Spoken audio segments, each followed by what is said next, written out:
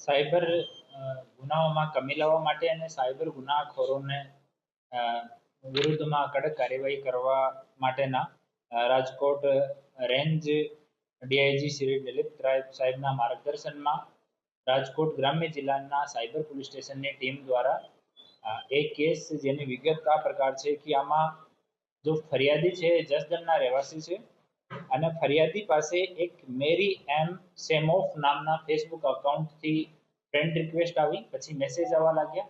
મેસેજમાં બંને વચ્ચે વાત થઈ. એના બાતચીતમાં સામાવાળા જો લેડીઝ હતી એવો જણાયો કે હું એક દીકરાની માં છું અને અમારા હસબન્ડની ડેથ થઈ ગઈ.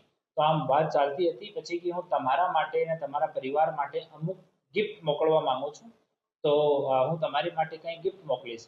પછી એક બે દિવસ પછી ફરિયાદી પાસે ફોન આવે કે તમારા અમુક અમુક ગિફ્ટ જર્મનીથી આવ્યા છે, આમ મોંઘી ઘડી છે, યુરો છે અને બીજી મહેંગી વસ્તુઓ છે, એના માટે તમને થોડો પેમેન્ટ કરવો પડશે. ઇનિશિયલી થોડા પૈસા લીધા, પછી ટૂંકે ટૂંકે પૈસા લઈને ટોટલ 6,31,900 રૂપિયા ઓનલાઈન ફરિયાદી પાસેથી ટ્રાન્સફર અલગ અલગ અકાઉન્ટમાં એ લોકો કરાવી લીધા.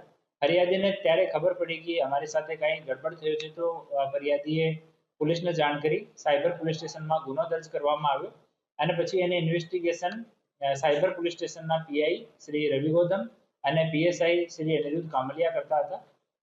આ ગુનાની ઇન્વેસ્ટિગેશન દરમિયાન ટીમને ખબર પડી કે એ લોકો જે છે એ આફ્રિકાના અલગ અલગ કન્ટ્રીઝના રહેવાસી લોકો છે અને દિલ્હી અને એનસીઆરમાં રહીને એ લોકો એવી રીતે લોકો સાથે છેતરપિંડી કરે છે. તો આમાં અમારે પીએસઆઈ અનિરુદ્ધ કામલિયાની ટીમે ગાઝિયાબાદથી 3 આરોપીઓને અટક કર્યા છે, જેમાં એક જેસ્મીન યા અનશા ઉર્ફે એન્જલ, આ મૂળ ઘાના દેશની રહેવાસી છે. જેન્જેલી ઇમાની ડેનિસ, આ 22 વર્ષનો છે, તંજાનિયાનો રહેવાસી છે.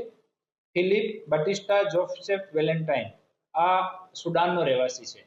આમાં આ જો લેડી છે એન્જલ, આ જો ચેટ ઉપર વાત કરવાનું સારું કામ હતો, ફેસબુકમાં આ વાત કરવાની જે વાત હતી આ પૂર્વ એન્જલ કરતી હતી. એ બીજા 2 લોકોનું કામ હતું કે એ અલગ અલગ અકાઉન્ટ્સના credit card, debit card, passbook રાખતા હોય છે અને એટીએમ થી પછી પૈસા વિથડ્રો કરી લે. તો એ જો બંને છે જેન્ટ્સ, એ બંને પૈસા વિથડ્રો કરવાનું કામ કરતા હતા. ઇનિશિયલી જે ફેસબુકમાં અને વોટ્સએપ ઉપર વાતચીત દરમિયાન જે આઈપી જે નંબર યુઝ થયા છે અને જે આઈએમઈ વાળા ફોન યુઝ થયા છે એની પાસેથી રિકવર થયા છે. ગાઝિયાબાદમાં અમારી ટીમ આને ડિટેન કર્યા, પછી ત્યાંના કોર્ટમાં આને રજૂ કરીને ટ્રાન્ઝિટ રિમાન્ડ લઈને આવ્યા અને ગઈ રાત્રિમાં જસદણમાં નામદાર કોર્ટ સામે રજૂ કર્યા અને 5 દિવસની હાલ કસ્ટડી મળી છે. આ લોકોની વિઝા વિષયમાં અને બાકી ક્યારે એ લોકો આયા, કાયદેસર દેશમાં છે કે ગેરકાયદેસર છે, જૂના કોઈ ગુનાહિત ઇતિહાસ છે, આ બધી વિષયમાં હાલ ઇન્વેસ્ટિગેશન જે છે ચાલુ છે. હાલ એકવાર આની પૂછપરછ ચાલુ છે. ઇનિશિયલી લોકો બહુ નોન કોઓપરેટ નથી કરતા ત્યાં, પરંતુ ત્યાંના લોકલ પોલીસના સહયોગથી, નામદાર કોર્ટના સહયોગથી આને અહીંયા સુધી લાવવામાં આવ્યા અને પછી હાલ કસ્ટડીમાં લીધા છે. હાલે પોલીસની એક ટીમ બનાવી છે જે લોકો અંગ્રેજી ભાષાના જાણકાર છે. એ લોકો હાલ બેસીને એની સાથે ઇન્ટ્રોગેશન કરશે અને અમારા જો આપણા ગુજરાત ગવર્મેન્ટના અને ભારત સરકારના જે અલગ અલગ પોર્ટલ છે એના માધ્યમથી અમે લોકો આની તમામ ઇન્વેસ્ટિગેશન કરવાના છીએ. કઈ ભાષામાં વાત કરતા હતા, જે વોટ્સએપ, ઇન્સ્ટાગ્રામ પર કરવાના? એ લોકો મૂળતઃ હિન્દી ભાષા જે અંગ્રેજી ફોન્ટમાં લખેલી છે એમાં વાત કરતા હતા અને હિન્દી એ લોકો અમુક સમયમાં આને સમય થઈ ગયો તો થોડા હિન્દીના જાણકાર પણ છે અને બાકી એ લોકો આના એઆઈના જે ચેટ જીપીટી વગેરે છે એની મદદ એ લોકો લેતા હતા. આ લોકો કોના બેંક એકાઉન્ટમાં પૈસા લેતા હતા અને ભારતની અંદર એ લોકો કાયદેસર લેતા હતા કે ગેરકાયદેસર લેતા હતા, કેટલા સમયથી લેતા હતા?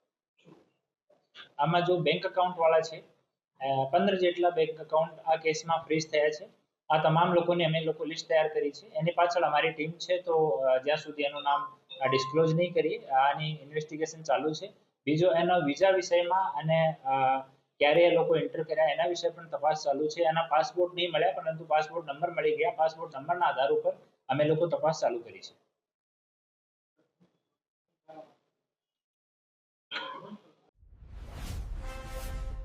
Follow for more updates. VRM9 News.